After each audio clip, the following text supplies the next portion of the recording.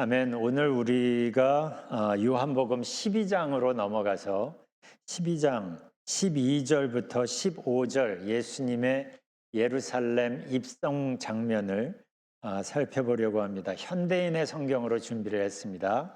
내용을 생각하며 우리 함께 봉독하시죠. 시작. 이튿날에는 명절을 지키러 온 많은 군중들이 예수님께서 예루살렘으로 오신다는 말을 듣고 종려나무 가지를 꺾어 가지고 예수님을 맞으러 나가서 호산나 주의 이름으로 오시는 분 이스라엘의 왕에게 찬양을 하고 외쳤다. 예수님은 어긴 나귀를 타셨는데 이것은 성경에 시온 사람들아 두려워하지 말아라 너희 왕이 나귀 새끼를 타고 오신다라고 기록되어 있기 때문이다. 아멘. 오늘은 종려주일입니다. 예수님의 마지막 예루살렘 입성을 기억하고 또 기념하는 그런 날입니다. 그리고 오늘부터 고난주간이 시작이 되죠. 예수님이 체포되시고 고난받으시고 채찍 맞으시고 또 십자가에 달리시는 이런 일련의 사건들이 있는 주간이기 때문입니다. 그런데 이 고난주간의 시작이 축제 분위기였다는 점이 의미심장합니다. 많은 사람들이 거리로 나와서 환호하면서 예수님을 맞았습니다. 종려나무 가지를 흔들며 외치지요. 호산나 찬송하리로다. 주의 이름으로 오시느니 곧 이스라엘의 왕이요. 해번역으로 보면 이렇게 돼 있어요. 왜 이러는 걸까요? 왜들 이렇게 환호하는 걸까? 예수님의 소문을 들었기 때문이죠. 못 고치는 병이 없다는 얘기, 귀신들도 벌벌 떤다는 얘기, 오병이어로 글쎄 5천 명을 배불리 먹였다는 얘기, 그 중에서도 불과 며칠 전에 있었던 사건, 죽은 나사로를 다시 살리셨다는 얘기가 아주 압도적이었습니다. 이런 소문들을 들으니까 더 큰 기대를 갖게 됩니다. 이 정도 능력이면 저 로마를 맞서서 뭔가 큰 일을 할 수도 있겠는 걸 싶었던 거죠. 그래서 잔뜩 들떠서 지금 열렬히 환영하고 있는 겁니다. 근데 우리가 알죠. 이 환호가 얼마 가지 못한다는 걸.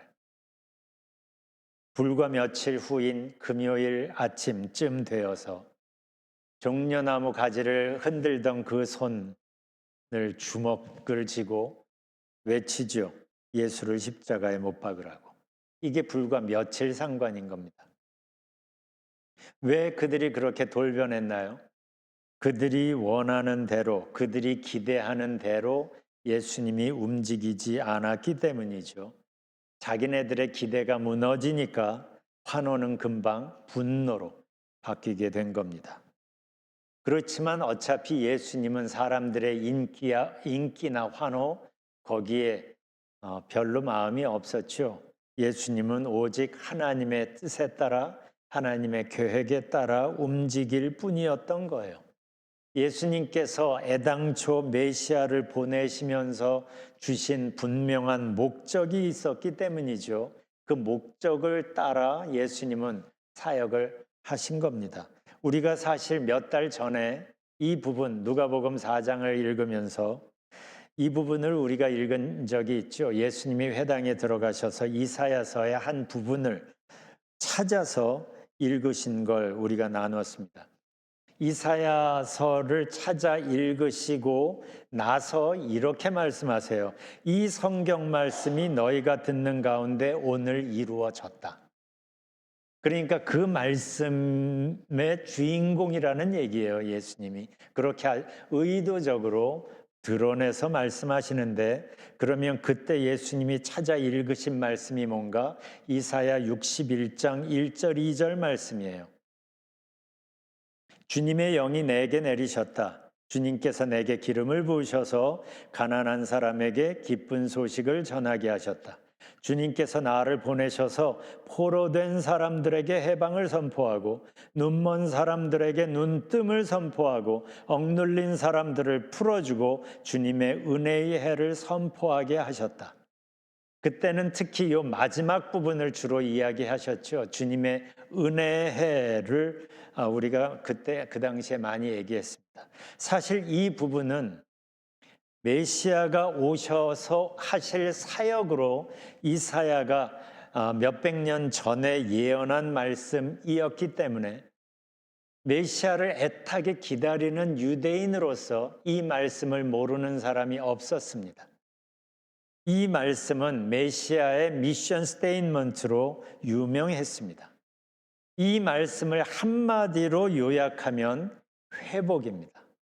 메시아가 오셔서 하시는 사역은 회복이에요.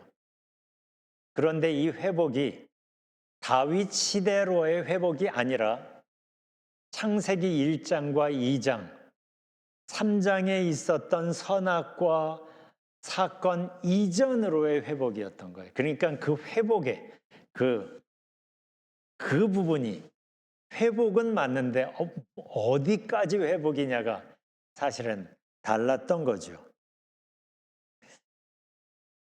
하나님은 그래서 이 회복을 위하여 메시아를 준비를 하시고 이제 선지자들에게 말씀을 하시는데 이사야 42장을 보면 이제 오실 메시아를 하나님이 이렇게 소개를 합니다. 그는 상한 갈대를 꺾지 않으며 꺼져가는 등불을 끄지 않으며 진리로 공의를 베풀 것이다. 이제 오실 메시아는 상한 갈대를 꺾지 않으시는 분이라고 말합니다.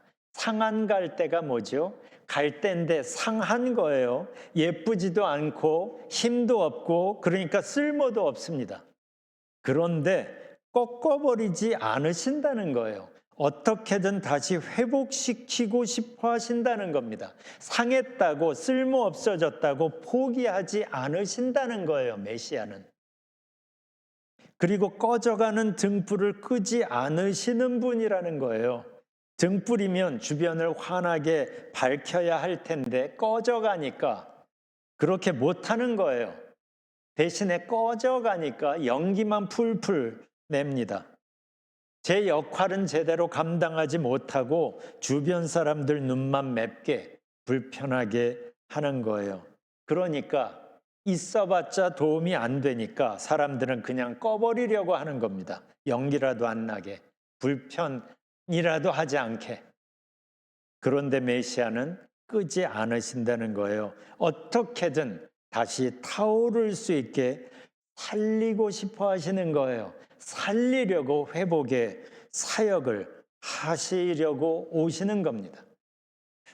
이분이 바로 하나님이 알려주시는 메시아. 그리스어로 하면 그리스도인 거예요. 도움도 안 되고 문제만 만드는 인생일지라도 포기하지 않으시는 분. 어떻게든 다시 살리시고 회복시키시려는 분. 그래서 요한복음 1장을 보면 예수님께서 아무 희망도 보이지 않는 어둠뿐인 이 세상 속으로 굳이 찾아오신 거죠. 회복을 위하여. 하나님께서 지으신 후에 참 좋다 하셨던 그 모습으로 죄로 망가지기 이전의 원래 우리의 모습으로 우리를 회복시키시려고, 그래서 우리가 죽지 못해 사는 인생이 아니라 정말 사는 것처럼 살게 하시려고, 요한복음 10장 말씀처럼 풍성한 삶을 살게 하시려고 예수님께서 우리에게 찾아오신 거죠. 그런데 우리가 알지요. 이 회복을 이루시기 위하여 예수님이 치르셔야 했던 대가는 쉽지 않았습니다. 참혹했습니다. 예수님은 아셨어요. 무엇이 당신을 기다리고 계시는지. 그렇지만 묵묵히 그 길을 가셨죠. 제자들이 오히려 놀랄까 봐 제자들에게 당신이 배신당하고 잡히고 매맞고 죽었다가 그러나 그 죽음이 끝이 아니라 다시 살아날 거라는 걸 이 복음서를 보면 적어도 3번 제자들에게 말씀하십니다. 제자들과 마지막 식사를 하시고 이 부분이 요한복음 13장부터 자세하게 소개가 되죠. 그리고 그들에게 꼭 필요한 말씀을, 주옥 같은 말씀을 전해 주시죠. 그리고 그들을 위하여 기도합니다. 이게 요한복음 17장까지 쭉 이어집니다. 그리고 나서 제자들과 함께 기도하시려고 겟세마네 동산에 가셨다가 거기서 체포되시죠. 먼저 대제사장에게 끌려가서 신문을 받고 그리고 빌라도 총독에게로 보내집니다. 이 빌라도는 로마에서 파견된 총독이잖아요. 이방인이잖아요. 그러니까 빌라도의 입장에서는 유대인의 종교 분쟁에 끼고 싶지 않았습니다. 그래서 요한복음 18장을 보면 너희가 그를 데려다가 너희 법대로 재판하라 그럽니다. 나는 빠질게 이런 거죠. 그렇지만 유대인들은, 특히 종교 지도자들은 굳이 빌라도에게 이 사건을 넘기죠. 그 이유를 이렇게 말합니다. 우리는 사람을 죽일 권한이 없습니다. 로마의 식민지였기 때문이죠. 그러니까 그들의 의도는 시시비비를 가리는 게 아니었어요. 예수님을 죽이는 거였어요. 그런데 자기네들은 죽일 권한이 없으니까 빌라도에게 자꾸 보낸 겁니다. 그의 사형 판결이 필요했던 거죠. 그리고 요한복음 19장으로 넘어갑니다. 거기에서 아주 가슴 아픈 장면을 우리가 봅니다. 예수님이 채찍질을 당하시죠. 군인들이 가시나무로 면류관이라고 만들어서 이마에 푹 눌러 씌웁니다. 그리고 조롱하고 때리죠. 몇 년 전에 이 장면을 아주 사실적으로 그린 영화 The Passion of the Christ가 있었죠. 특히 예수님이 채찍 맞으시고 하는 그 장면이 유독 굉장히 리얼하게 그려지고 있습니다. 그래서 많은 사람들이 큰 충격을 받죠.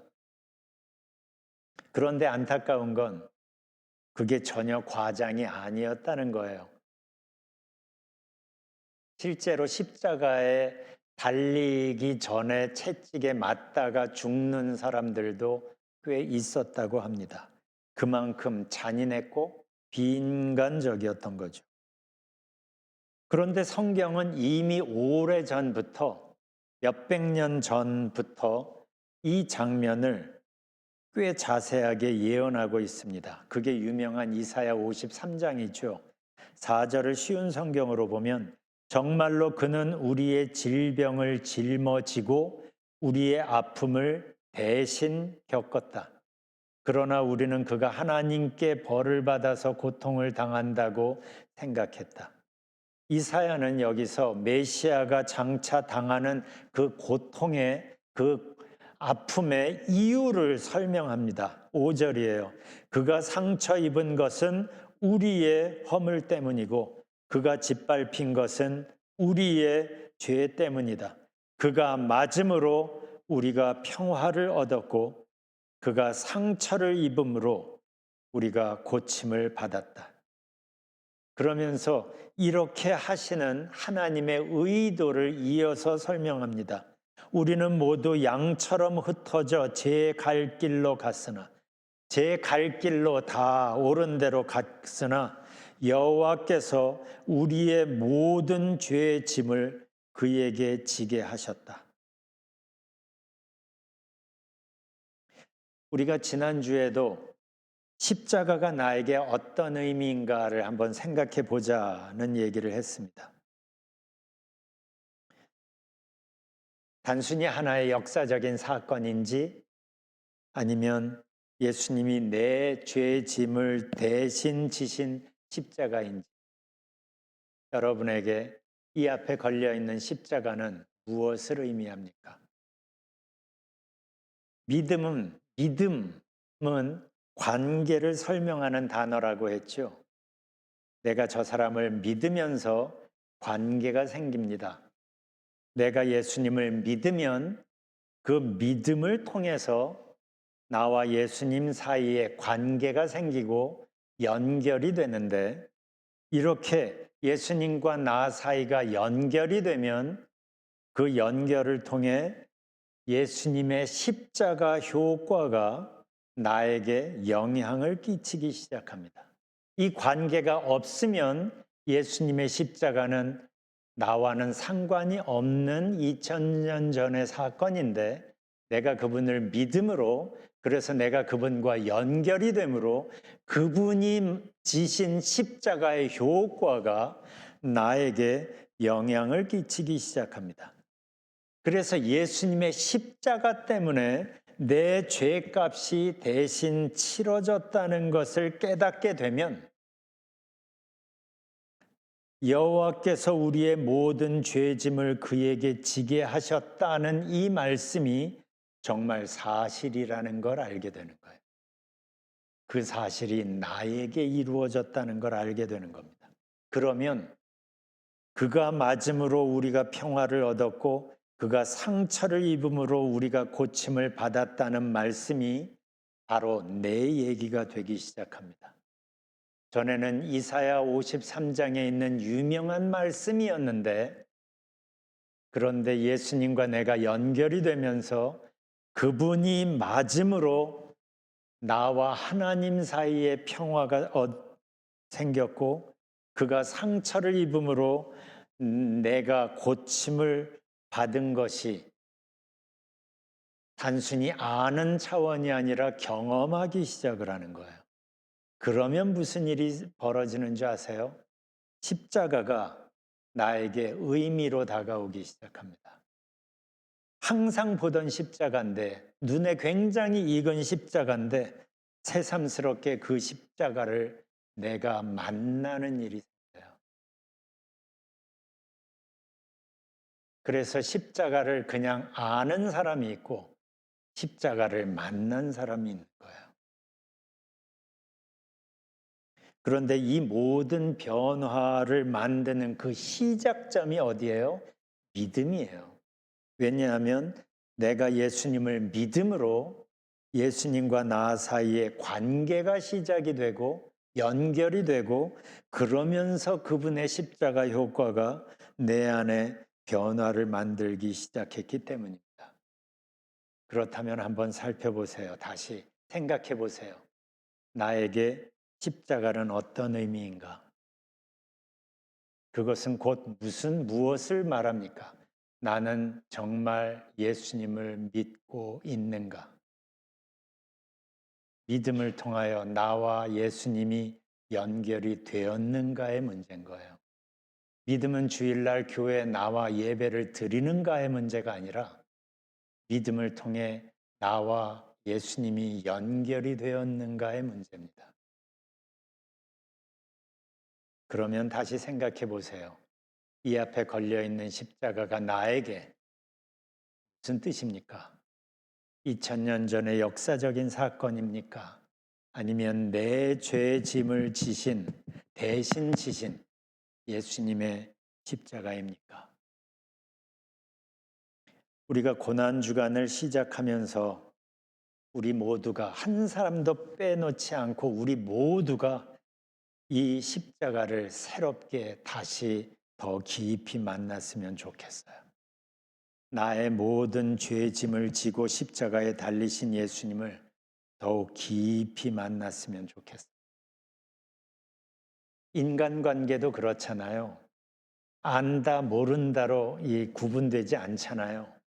사랑도 그렇잖아요. 사랑한다 안 한다로 구분되는 게 아니라 그 사랑에 깊이가 있죠.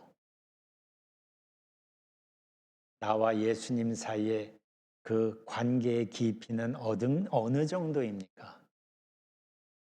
한번 이 고난주간을 보내면서 생각해 봤으면 좋겠어요. 그래서 우리가 예수님을 더 깊이 만나면서, 그리고 예수님의 십자가가 나를 위한 십자가임을 새롭게 알게 되면서, 예수님 안에서 예수님만 주실 수 있는 진정한 평화와 예수님만 공급할 수 있는 진정한 회복을 우리가 경험했으면 좋겠어요. 성경에 있는 사람들이 예수님을 만나 회복되는 장면만, 그 스토리만 기억하는 사람이 아니라 그 사람들을 변화시킨, 회복시킨 존재를 완전히 born again 하게 만든 그 예수님과 그 예수님의 영생을 우리가 만났으면 좋겠어요. 요한복음 8장에서 이렇게 말씀하시죠. 진리를 알지니 진리가 너희를 자유케 하리라. 예수님 안에서 정말 참된 자유와 깊은 만족을 우리가 맛보고 누리면 좋겠어요. 예수님을 만나면 내가 지금 상한 갈대 같은 인생일지라도, 꺼져가는 등불 같은 처지일지라도 회복될 수 있거든요. 그분은 하실 수 있거든요. 지금 내 상태가 어느 정도인가가 중요한 게 아니라 그분을 만났는가가 중요하거든요. 그분이 내 인생 속으로 오셨느냐가 중요하거든요. 그분은 창조주이시거든요. 그분은 지금도 창조적 변화를 만들고 계시는 분이시거든요. 그분이 의도적으로 굳이 이 어둠 속으로 우리를 위하여 찾아오신 겁니다. 상처 입은 인생을 품으시기 위하여. 그래서 말씀하시는 거죠. 수고하고 무거운 짐진 자들아 다 내게로 오라. 내가 너희를 쉬게 하리라. 이 말씀을 그냥 암송하지 말고 이 말씀을 하고 계시는 예수님 앞으로 나아갔으면 좋겠어요. 그래서 예수님이 주시는 이 진정한 쉼을, 그 진정한 쉼을 만드는 예수님이 약속하시는 영생을 우리가 온 마음으로 만났으면 좋겠어요. 교회사를 보면, 또 선교의 역사를 보면 그 예수님을 만난 사람들의 증언이 가득합니다. 에콰도르 선교사였던 짐 엘리엇의 일기를 보면 예수님 안에서 누리는 평화와 기쁨이 가득합니다. 한 번은 편지에 이런 문구를 썼습니다. 그분의 길을 점차 배워갈수록 그분은 제게 날마다 더 귀해집니다. 믿음의 눈으로 그분의 얼굴을 볼 때 우리는 그분의 형상으로 변화됩니다. 그분께 조금만 믿음을 보이면 그분은 더 큰 믿음을 주십니다.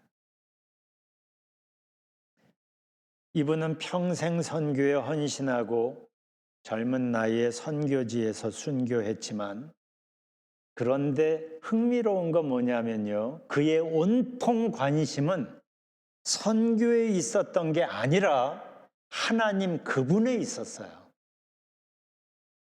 선교에 있었던 게 아니라 선교를 하게 하는, 자기 삶 속에 함께 계시는, 순교의 자리에서도 기쁘게 만드는 하나님 그분께 있었어요. 이걸 우리가 놓치면 안 됩니다. 사역이 중요한 게 아니라 그 사역을 기꺼이 하게 만든 하나님을 만났다는 사실에 우리가 초점을 둬야 되는 거예요. 이걸 우리가 분명히 알 필요가 있습니다. 하나님은요, 우리를 어떤 선교지나 어떤 특정한 사역으로 우리를 부르시는 게 아니에요. 하나님은 당신의 마음 한복판으로 우리를 부르십니다.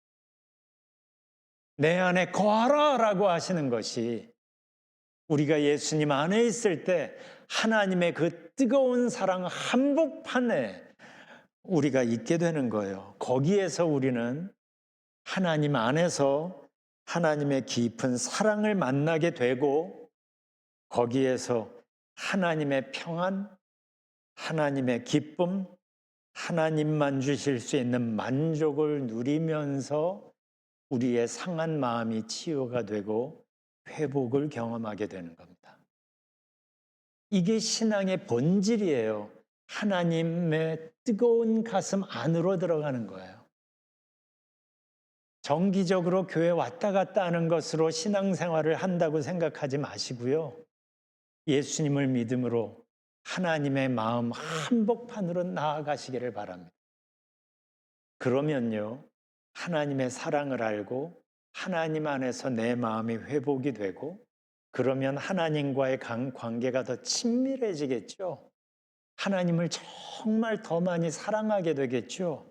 그러다 보면 점차 우리의 마음이 하나님 마음이 향하는 곳을 함께 바라보게 되는 거예요. 사랑하는 사람의 관심이 궁금해지잖아요. 똑같이 하나님의 마음이 어디를 향하고 있는지에 궁금해지고 거기에 나의 마음이 향하게 되는 거예요. 그러면서 내 몸이 그곳으로 향하게 되고, 그래서 거기에 가서 하나님에게서 받은 사랑을 거기에서 나눠 줌으로 사역이 되는 거예요. 그게 선교가 되는 겁니다. 선교는 선교지에 가서 시작이 되는 게 아니라 내가 먼저 하나님의 마음 속에 들어가서 내 마음이 회복이 되고 내 마음과 하나님의 마음이 친밀해지면서 그 친밀함이 동기가 되어 우리가 자발적으로 하나님의 뜻에 순종하게 되는데, 거기에서 하나님의 능력과 하나님의 뜻이 이루어지는 거예요. 내가 뭘 해서가 아니라 하나님이 우리를 통하여 일하시기 때문이에요.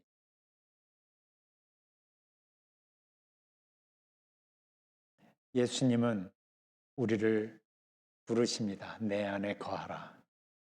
예수님은 친히 길이 되셔서 우리를 하나님의 마음 한복판으로 인도하십니다. 오늘부터 고난주간이 시작이 됩니다. 예수님께서 그 잔인한 고난을 마다하지 않고 십자가까지 지신 것은 한 가지 이유 때문입니다. 우리를 하나님 앞으로, 하나님 마음 한복판으로 인도하시기 위함이에요. 그래서 친히 당신께서 길이 되어 주신 겁니다. 예수님이 길이고 진리고 생명이시기 때문이죠. 그래서 예수님의 십자가 때문에 우리 앞에 생명의 길이 열렸습니다. 그러면 다시 살펴보십시오. 나는 예수님이 열어놓으신 이 생명의 길을 알고만 있나? 아니면 이 길을 걸어가고 있나? 예수님이 말씀하시는 영생을 나는 개념적으로만 파악하고 있나? 아니면 누리며 살고 있나? 이 시간에 우리가 예수님 앞에 나와 잠시 시간을 가졌으면 좋겠어요. 예수님께서 친히 십자가를 지시며 하나님과 나 사이에 길이 되어 주셨습니다. 그 길을 아는 게 아니라 그 길을 갔으면 좋겠어요. 영생을 아는 사람이 아니라 영생을 맛보고 누리면 살았으면 좋겠어요. 그 비밀이 예수님 안에 있습니다. 예수님 앞에서 잠시 시간을 갖겠습니다.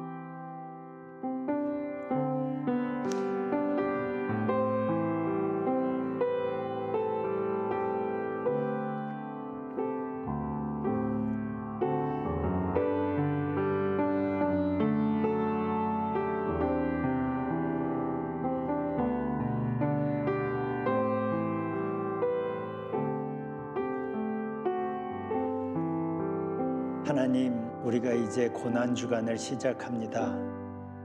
이 고난주간의 의미가 무엇인지 우리가 더 깊이 만나게 하여 주세요. 십자가를 아는 사람이 아니라 십자가를 만나기를 원합니다. 예수님을 더욱 깊이 만나기를 원합니다. 성경 말씀을 아는 사람이 아니라 성경 말씀에 있는 약속들을 맛보고 누리며 살기를 원합니다. 임마누엘을 아는 사람이 아니라 임마누엘을 경험하는 사람이 되기를 원합니다. 하나님, 우리를 여기까지 인도하셨사오니 하나님 마음 한복판으로 인도하여 주시고